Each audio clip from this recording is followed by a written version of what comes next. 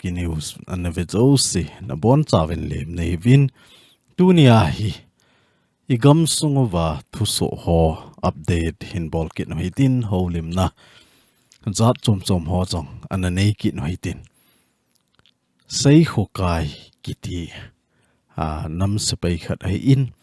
ama hi suspend anaki bole ti ho chong hi mo ai in hi chung chang ho chong hin sei hitin ai gamu hi akhang to deu ta in masanga chu nam sepai hon milham ho I tabanga gen theina ha satna to sa hen lang je mai lang bol jong le suspend kiti ho hi anum khalo hin ahin la tu ni a hi ivet na hi le igam sunguwa thil hung ho hi ahung ki khel dewin akimuta in nam sepai hon jong mi pi jana ahin nei dom ta vi ti ho jong hi mu hi chule ima khowa hung lung ding 13 September ni kho tiang lahin Indian PM Modi hung ding mi pin data lo ti jong hi mu ahin masanga chu boy lai ta o gen thei ha sat lai ta wa chu hung hen lang ku ki cha te gen thei na hi hin mu hen lang ku ki cha te hi hin ki tho pi thei le ti a chu inangai chat ma mau a hi in ahin la tu chunga hi kumni walzen gen theina in to zowa PR jong tam khat ki chai hil a hi tain hi jong le khat vei cha jong a hin vel ha kha lo a hi in tu chunga hi sanit ni ti ding a hi tain black day iman ding ni ta wa hi hung ding dan din mona hi a hi pha na chu hi chiwa hi CSO lam kai cha chom tribe langa ko na cultural dance nei ding ti ho jong hi ki got na num zo si jong black day ni a hi za hi izat nam khan in cancel ana bol lovin hi chi ho chu ki bol ta loading a hi ti jong chu zan hi a jong hil chet na in nei ta win tu ni a hi hi chi topic te ni mang cha le igam sungowa thil so ho za chom ho jong update in bol de wa hi ama sapena hi ga velo henda hindu article a kona na news a kona hongki so khat cha hi le national highway 2 ki tha hon ding hi china chunga hi national highway ki tha hon jong le kuki zo group hon hi chiwa hi mi pi free a movement ki bolding pa hi ki dei lo hi ti pa hi phone do na ho jong ana navy ti ho jong hi mo in het so ke wa hi in gal hung boy ti la chu henge highway ho hi ni khat ni chu ana ki bon nai a hin la tu ni chan ge ya hi veleu hen mei te hon ne le cha amu theiwa thau tui ho gas ho amu thei jingo hi highway a ki hon lo wa hi le ti amu deu ham highway a ki hon ja amu wa hi in a hin la tu chunga hi azat chom central government a ko na jong hi khat le khat kina hen ti type deu da na hi thu akisain KZC hon jong asai na wa chu ke hon highway ka kha naw jong po in ka hon kit na diu jong poi a hin la free movement kitipa hi central government hon hoita government of India in navet kolwa hi le hi chu boy loading hi ti a hi ana sewa hin tu chunga jong hi ivet na hi le highway jong free movement thai loading iti ham khat mi him hi na zala chu ne le cha ho kil ho le ho hi truck ho a hlei ding a hin la meite in kuki area pha da hen lang kuki in jong meite area ki pha da hen hichiwa hi ETM khana free movement ding ati a hi le kuki cha te chunga hi political solution khat ni CMP win hichu a hi le chun khat la khat ki ka a free movement ho buffer zone ki ti ho ki su bei ding hi ti pa hi ina thu mu a hi in hi chi chung changa chong hi tu ai national news so ai na sata ki sei hi ti jong chu iga he theni dewa in se wa hi in chule keno UPF su group hon jong hita chu government to sign a hin bol zo wa hi tu a hi a kem ho hi relocate a kem ho hi chon do na ding mun ho jong hoi ta phon do na hung tai ti hi mo hi ichiwa ihin ta do wa jong hi imu thei so ke deu kata sanin ahin la neu cha phabe pi ga seileu hen KNO UPF KM ho hi hoi lai lai a ki koi do a hi lo wa hi le masanga hoi lai muna na uma hoi lai muna ki chon ding ham tu a hi kem som le li la a chu kem hi e ho nam se pai hon som le li ane yo hin hi chi som le li la a hi sagi ki sumanga sagi ma hi koiding sagi bo ki koiding a hi tai ti hi government to kinop to na sign a ball phat wa chu tu a hi event nai le KNO UPF kem ho hi hoi lai mun a ko na hoi lai mun ki chon do ding ham ti neu cha ga belo hen samusang sinai kem kitia in he no hi chi hi kene kle in anato pha pen chu sizang cycle PS kangpo pi hop sunga chondo ding a hi tai sinai kem chu tu ai sizang cycle PS muna police station muna hi chon ding a hi tai ti pa hi ama sapena mo hi in chule nabil nalon kem chu tu a hi nabil nalona hi talo dingin golengkot village hingli PS sunga ding a hi tai ti a hin hi chi hi KNFMC ho ngale ZRF ho na kem a hi in hi chi te ni hi khom ding a hi ti chu iga mo theo na dang ho chong hi ga velo chun aban bana hi ta hi masanga ana na mun ho a ko na hi chelai muna ki chon ta ding chole mun sagi bowa ki chon ding a hi ti hi i het thim na diwa iga phone a hi in social media ho a chong ki ta so ke a hi in inamu ta de ta sanin tu a chong hi su hon sign a bol ta je wa chu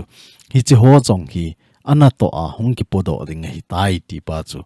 het theine diwa in se wa in a hin la kem phabe pi wang hi tu le tu a hi a bo inamun ho a lo ji in kem phabeb zong hi namun nga ya ding zong hi me ti chu he thei dewa in sei ki no hi chule jan hi a join CSO leimata hon complain anabol demna thupon anabol pau chu het so ke wa hi in KSO KKL KAYSA LACA KWU in hita chu join meeting ana neiva demna thupon ana bol wa hin hi chi demna thupon anein ho jong chu ipji a demna a bol ham ipi thilso ham ti ho jong chu ina sei so ke wa hi tai ni he ta deu ka ta san win hi chi wa zojang tek hausapa hi chi hausapu chunga hi lungsi na be hi la na sata ana ki zep je a chu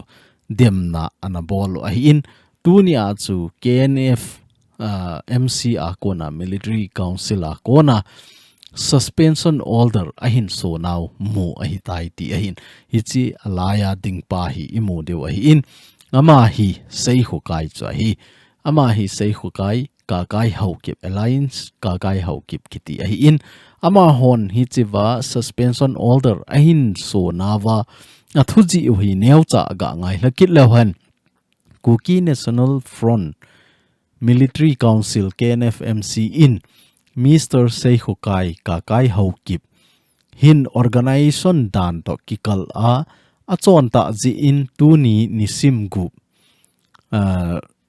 September 2025 ni ho apan in organization in suspend akibol tai ti ahi in abana asei be nawa hi Mr. Seihukai Kakai Haukip in zahni ni ho a hausa upa chunga kilom lo ta a khut hla na anei na chunga hin organization in mopu organization in mo akipu loading mo kipo loading hi chule suspend a hi sunga su hiel to hiel sei hiel anei kha le organization in ki het pi loading a hin kabol hiel tai ti a organization lam kai hinga thupa a hin choi ni lebo Mr. Seihukai Kakai Haukip chung thu ki sei bep ding a hi ti pa hi KNF MCA kona suspension order kimu ahi ti chu TH Rio Kuki a kona information and public city a kona mu ahi ti chu iga phondo wa hi in chule KLAL kiti ho ti chu Kuki Liberation Army let kholun ama ho a kona jong press release khat mu ahi kinin ama hon asaina wa hi tu chunga Indian PM Narendra Modi ahung na ding September nisim som le thumni ahung got na hi dem na to bang ahi lawa hi le adei lo na thu ahin sayo ahin ama hon a sei hi sapawa ahin ji wa in agei wal tai hi chi nang na hung to aki relevant ta poi ahi lawa le kei hon welcome kabol ta po vi aji chu na hung ding la ya na hung pon ka gen thei ka ha sat lai wa ka ngai chat lai wa na hung pon tu a hi chamna uma ku ki cha te jong ki hin so gam a thi thi ding zo si ki thi zo hi ta a hing ding ho ki hing zo gam a hi ta in a hin la tu a na hung hi a kan na ta poi ti hi ta chu thu a hin so ve ti pa hi mo a hi in a ji chu ama jong hi tu chunga he a hung no ma hung jong hi de lo ding hi tu le tu a hi MITE hon na sata pressure a bol va central government hi gang theilam pe na popular government sim do ding tu a hi PR achi pa hi atam ni na a hi tain hi chi tam ni jong hyung ki chai kit hen lang le chun fresh hoi ta election hung ki bol hen lang le BJP in a zone theilam pi talo di mi zo sin BJP oi mo hi za chu tu chunga hi a boy lai ta a hi I to banga boy jong le thil pha khat a hin bol pi kina a MLA ho hoi ta kitup ta lai wa hi pan a hin la a hin vil ha a hi le chun I chan ham khana ama government in Manipur gam sung a hin vai hop kit theina lampi hi je a chu politics mang cha a chu vil ha ding a hin got a hi in hi china chunga chu KLAL hon deilo na tu le tu ai nang hi kama mo ta po ve ka gen thei ka ha sat lai win bon hung lowa 1993 INAM hon ku ki cha te asang te la I that no win tu ni chan ge a thu jong na tan hlanai po ve a thu jong hoi ta ki sei thing nai lo hi in hi chi a thu sei chi nai lo wa black day kaman ding ni wa jong hi chi to bang to go na hin nei ki hi ke hon ka pom thei po ve ti hi chi chu I het thei ne dewa KLA ela ko na thu phon neu chai ga sei be ke ro hi in chule dolai thabi hi chalanga jong hi thu ki za dan cha hi a hi le central government to MITE ho hi a ki tho ki no win a kho ho hi nung lo na ding le nung chen lut kit na ding a hi to gon ani vi ti hi chi to gon a hin nei ji wa amun ho jong hoi ta in vil ha a hin su thing ga moi ta nung chen lut ding a hin got pha na wa chu hi chi hi kuki area a hi in kuki cha te gam sung a hi in kuki cha te bon ka gam sung wa kinung chen thei nai lo wa iti nang hon nagam ke ho gam sung an hong chen lut thei de wa hi chi hi thei pon te ti a chu nu pi hon pan a hin laki no win dolai thabi langa jong hi MITE a hong chen lut kit nge nge a hi la tin ding ti a chu nu pi ho ta chanu ho party ho hin hoi ta gat a bol kit ta win duty a hin popan kit ta ve ti ho jong hi mo ai kit ne nei hi chiwa hi namlam kai hon jong hoi ta ai gel wa tunia ta chanu ho pan la na ho hi to sot de wai aji chu ei ho ku ki cha ten MITE gam sunga I in mun ilo mun a krol te la omai a hin la hi chi chu kingai cha ta lo wai